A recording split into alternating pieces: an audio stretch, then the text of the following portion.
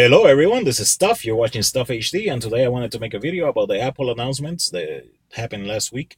The iPhone 6, the iPhone 6 Plus, the Apple Pay, and the Apple Watch. This is my fourth video I make about this. The other three I didn't like, they were too long. And this time, if it's too long, I'm sorry. I'm just gonna upload it because I'm sick and tired of making this video. Anyway, Apple, the iPhone. What did I think about it? I thought it was okay. I didn't really care about the design too much. I mean, it's pretty, don't get me wrong, but it's looks a little plain to me. I don't know. I'm surprised that the iPhone 6 Plus has features that the iPhone 6 doesn't. Like the iPhone 6 Plus has the 1080p display, and it also has the optical image stabilization. To me, that's a little weird that they would, have two phones and they're supposed to be the same, just one is bigger than the other, but one is actually better than the other because it's got features that the other one doesn't have. Um, just weird for me. Other than that, the usual stuff is faster, better graphics, blah, blah, blah.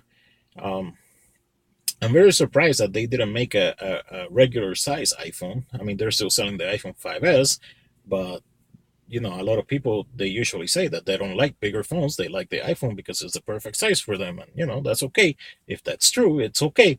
Uh, and I'm just very surprised that Apple didn't make a phone that size. Uh, Other than that, you know, there were new iPhones. People are gonna buy them in packs, um, but nothing really exciting about them. What I was most excited about was actually Apple Pay.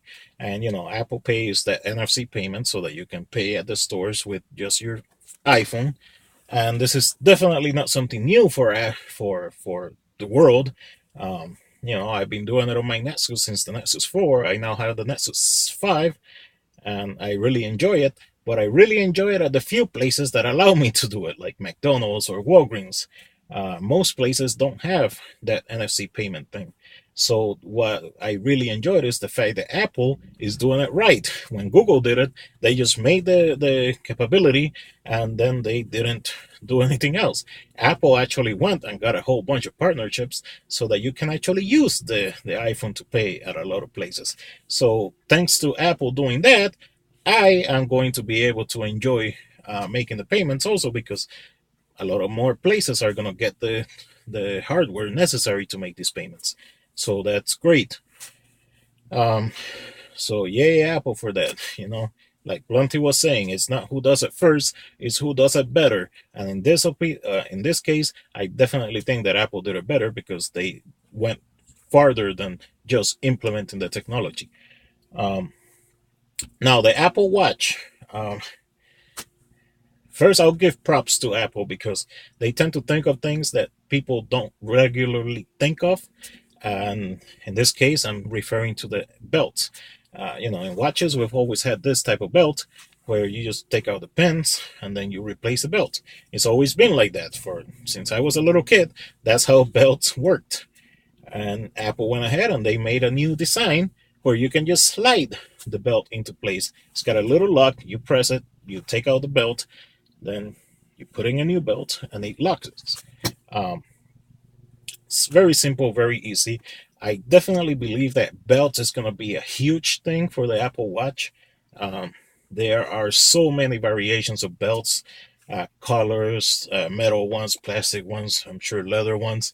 Um, there's just so many, and they're probably going to sell them for over $50 each, or maybe even a lot more than that. Who knows? And people are going to buy a ton of belts. So they wanted to make it super simple for people to change belts. And in that by itself, I think the watch is going to be a huge hit because it doesn't look too ugly. I mean, I still think the Moto 360 looks better, but it doesn't look too ugly, and the belts look amazing. So plenty of people are going to be buying them. Would I buy the 18 karat one? The Apple Edition one, Apple Watch Edition, which sounds weird because it's like the Apple Watch Edition, like that's the name. Um, that one is 18 karat gold. Would I pay to get an 18 karat gold watch? Um, Yeah, but would I pay to get an 18 karat gold watch that I'm gonna be replacing next year? Probably not. Um, but I'm sure a lot of people will. Now, the price on the Apple Watch to me is a bit ridiculous because it says it starts at $350, and I'm sure that's for the smaller one, and it's probably the very, obviously it starts at 350, so it's gonna be the very cheap one. So if you want a better one, I'm sure that's gonna go way over 350. Um, to me, that's it's a bit ridiculous, to get $350. I would expect to pay that for the 18 karat gold one. Maybe not 350, but you know, not much more than that. Anyway, as far as functionality, I didn't think it brought anything new. It seems to do what every other smartwatch is doing out there. Um, it it does heart rate monitoring, it does fitness stuff, and it does messaging. It does other things that I don't think a watch needs to be doing, like looking at pictures. It shows you your pictures from your photo stream. I don't see absolutely any reason for a watch to be able to show you pictures. Like, who wants to be like, hey, here, there's a picture of you, and now here, there's another picture? Like, that's just ridiculous, in my opinion. But other than that, I was just disappointed because it doesn't bring anything new. And, maybe smartwatches are as good as they're going to be. Um, but I don't know. Somehow I still expect something new. Anyway, I'm going to shut up now. I'm going to go back to work. Yo, take care. Remember to subscribe. Also follow me on Twitter and Google Plus. Twitter at RealStuffHD and Google Plus Javier Torres. Yo, take care.